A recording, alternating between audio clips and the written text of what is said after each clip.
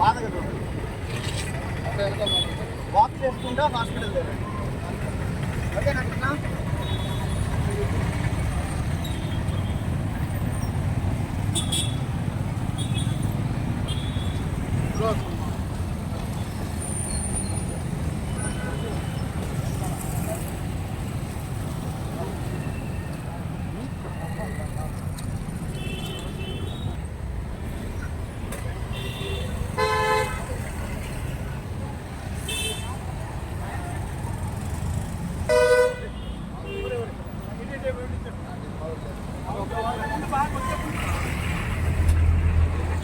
చాలా బాధాకరమైన విషయం మీ ముందుకు మోసుకొని వచ్చాను. మన నిరంజన్ అని చాలామందికి తెలియకపోవచ్చు, కానీ ముఖం చూస్తే గుర్తుపడతారు. దయచేసి ఈ బ్యానర్ చూడండి.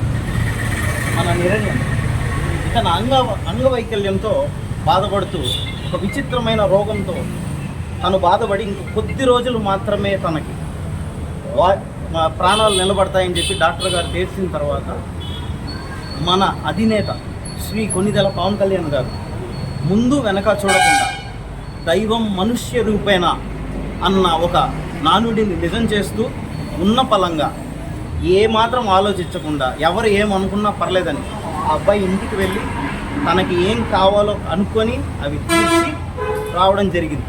దీని తర్వాత మనకు నిరంజన్ బాగా సుపరిచితులు అయిపోయారు. అయితే ఇక్కడ బాధాకరమైన విషయం ఏంటంటే ఈరోజు ఆయన స్వర్గస్థులు. అంటే ఇక్కడున్న తన దేవుణ్ణి కలిసి పైన భగవంతుడి దగ్గరికి వెళ్ళిపోయారు.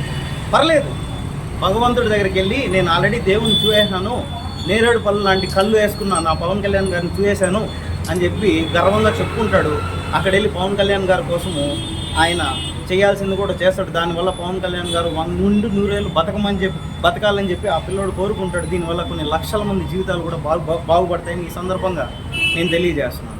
అయితే మన జన సైనికులు, వీర మహిళలు ఈరోజు ఈ విషయాన్ని గుర్తు చేసుకుంటూ ఒక చిన్న ర్యాలీ, ఒక సంతాపం ఆ అబ్బాయికి తెలియచేస్తూ ఒక చిన్న సంతాపం ఈరోజు క్యాండిల్ లైట్స్తో వాళ్ళ నిరసనని ప్రకటించడం అనేది జరిగింది.